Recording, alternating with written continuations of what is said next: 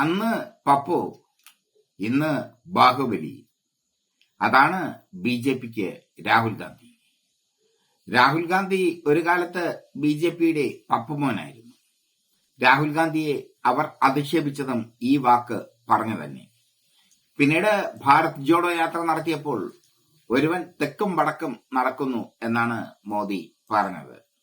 പക്ഷേ ആദ്യ ഭാരത് ജോഡോ യാത്ര പൂർത്തീകരിച്ചപ്പോൾ രാഹുൽ ഗാന്ധി ജനമനസ്സുകളിൽ ഇടം തേടി. രാഹുൽ ഗാന്ധി ജനങ്ങളുടെ നായകനായി മാറി. ഇന്ത്യ സഖ്യം രൂപീകരിച്ചപ്പോൾ രാഹുൽ ഗാന്ധി പറഞ്ഞത് ഒരു കാര്യം മാത്രം: മോദിയുടെ വർഗീയ പാർട്ടിയായ BJPയെ പുറത്താക്കാൻ ബാക്കിയുള്ള എല്ലാ കക്ഷികളും പിന്തുണയ്ക്കണം. ആ പിന്തുണ രാഹുൽ ഗാന്ധിക്ക് ലഭിച്ചു. അദ്ദേഹം മനോഹരമായി തന്നെ ആ പിന്തുണ ഗോളാക്കി മാറ്റുകയും ചെയ്തു. ഇന്ന് മോദിയെ സംബന്ധിച്ചിടത്തോളം ബാഹുബലിയാണ് രാഹുൽ ഗാന്ധി. പപ്പു എന്നും പപ്പുപോനെന്നും ഒക്കെ കളിയാക്കി വിളിച്ചിരുന്ന BJPക്കാർ രാഹുൽ ഗാന്ധിയുടെ ജൈത്രയാത്ര കണ്ട് അന്തം വിട്ട് നിൽക്കുകയാണ്. പ്രത്യേകിച്ചും UPയിൽ രാഹുൽ ഗാന്ധിയുടെ നേതൃത്വത്തിൽ, അഖിലേഷ് യാദവിന്റെ നേതൃത്വത്തിൽ ഇന്ത്യ മുന്നണി നടത്തിയ മുന്നേറ്റം അതൊരു ചരിത്രമാണ്, അതൊരു സൂചനയാണ്. മോദി സർക്കാർ ഏത് നിമിഷവും താഴെ വീഴും എന്നതിന്റെ സൂചന. ഇന്ത്യ സഖ്യത്തെ പുലർത്താൻ വേണ്ടി മോദി കിണഞ്ഞ് പരിശ്രമിക്കുന്നുണ്ട്. പക്ഷേ ഇന്ത്യ സഖ്യത്തെ തന്റെ കുടക്കീഴിൽ അണിനിരത്തി രാഹുൽ ഗാന്ധി പാർലമെന്റിലേക്ക് പോകുന്നു. ആർഭാടങ്ങളും അലങ്കാരങ്ങളും ഇല്ലാത്ത നേതാവാണ് രാഹുൽ ഗാന്ധി. മോദിയെ പോലെ എന്താ പറയുക, 6 ഇഞ്ച് നെഞ്ചു വിരിവും ഒന്നും രാഹുൽ ഗാന്ധിക്കില്ല.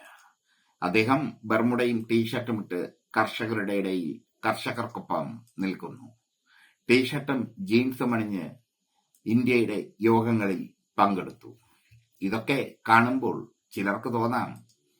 ചിലർക്ക് തോന്നിയിരിക്കാം രാഹുൽ ഗാന്ധി ഒന്നും നേടില്ല എന്ന്. പക്ഷേ രാഹുൽ ഗാന്ധി എല്ലാം നേടിയിരിക്കുന്നു. എല്ലാം രാഹുൽ ഗാന്ധി തന്റെ കൈക്കുമ്പിളിൽ ഒതുക്കിയിരിക്കുന്നു. ഹിന്ദി ഹൃദയഭൂമിയിൽ BJP തകർന്ന് തരിപ്പണമായി. തണ്ടൊടിഞ്ഞുപോയി താമര. ദക്ഷിണേന്ത്യയിൽ കർണാടകത്തിലും തെലങ്കാനയിലും ആന്ധ്രാപ്രദേശിലും അല്പം ശ്രദ്ധ രാഹുൽ ഗാന്ധി പുലർത്തിയിരുന്നെങ്കിൽ മോദി സർക്കാർ വീണ്ടും അധികാരത്തിൽ വരില്ലായിരുന്നു.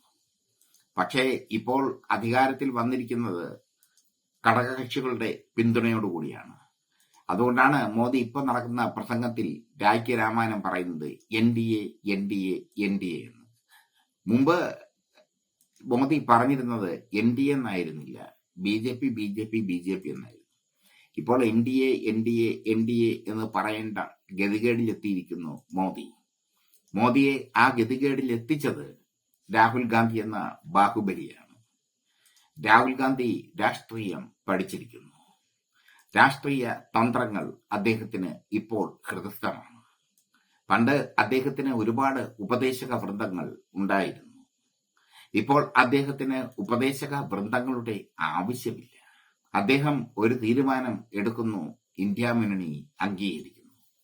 ഇന്ത്യയെ പുലർത്താൻ മോദി അവസാനം ശ്രമിച്ചത് നമ്മുടെ ശിവസേനയുടെ ഉദ്ധവ് താക്കറെ കൊണ്ടുവരാനായിരുന്നു.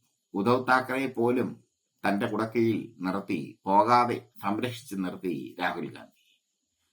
ഒരുമാതിരി രാഷ്ട്രീയം അറിയുന്നവർക്ക് എല്ലാവർക്കും അറിയാം, മോദി സർക്കാർ 1 വർഷം തികച്ചില്ലായിരുന്നു. അന്ന് മോദി പപ്പുമോൻ എന്ന് പറഞ്ഞ ഭാരത് ജോഡോ യാത്ര തുടങ്ങിയപ്പോൾ ഒരുത്തൻ തെക്കും വടക്കും നടക്കുന്നു എന്നൊക്കെ പറഞ്ഞ് കളിയാക്കിയ രാഹുൽ ഗാന്ധി ഇന്ന് ബാഹുബലിയായി മാറിയിരിക്കുന്നു.